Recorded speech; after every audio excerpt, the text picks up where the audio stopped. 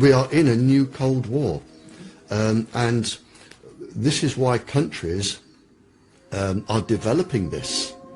I mean, really developing this. And this is why all of the microwave transmitters are going up everywhere.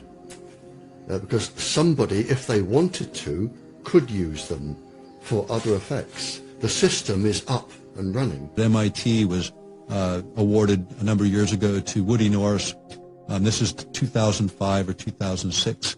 And that award was $500,000 for doing what's called acoustic heterodyning, being able to send a signal from 2 points into an individual so they literally hear a voice in their head that nobody around them hears. I mean, voices are the easiest ones, because all you have to do is stimulate the cochlea with a set resonant frequency. It's very easy. Voices are very easy. And it isn't people imagining voices, they physically hear them. You can physically make people hear voices, certain voices, and it can be any conversation, and it can be anybody you want to hear. It can be a soft, angelic voice, it can be a god, it can be something that scares you like a devil. It can be anything. DARPA let a couple of contracts back in 2011, 2012 to the University of California for what's called electronic telepathy, being able to monitor the brain activity of human beings at a distance and determine what they're thinking. And then on a second contract, actually developing complex signals, being able to send them into the brain of another person, literally transmit a message. This is where the technology is today. What we're here to talk about today is the fact that the brain is and will be the 21st century battlescape in many ways. End of story. You will encounter some form of neurocognitive science that has been weaponized not only in your military career but in your personal and professional lives. It is valid, valuable, and already in operational play. The brain is the current and future battle space. What's new about this is the in-close nature of this. Increasingly, we're not seeing these things as weapons of mass destruction against gross aspects of the population.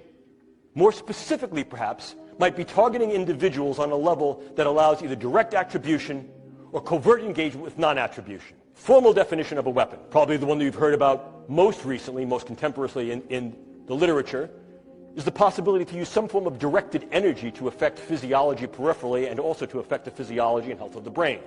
Case in point here, U.S. Embassy personnel in Havana and possibly in China. Clearly, one of the things we can also do is transcranial neuromodulation, the idea of going through the skull to modulate the node and network activity of the brain, to implant certain brain-machine interfaces. These are many of the DARPA programs that you may hear of now. Probably the one that is most notorious is something called the N3 program, which is the non-invasive neurosurgical neuromodulation program being run by their program manager, Dr. Al Mundi. The idea here is to put minimal-sized electrodes in a network within a brain through only minimal intervention to be able to read and write into the brain function in real time, remotely. And by affecting the way that brain is built and the way it functions, influence in ways that are kinetic and non-kinetic.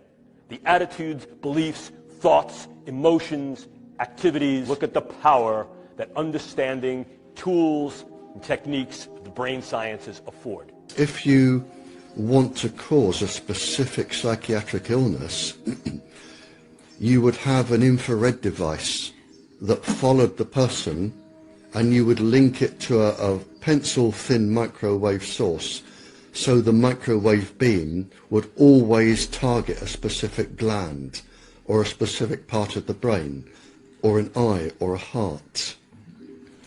So you would have them being targeted. So if you're a target, there's virtually nothing you can do.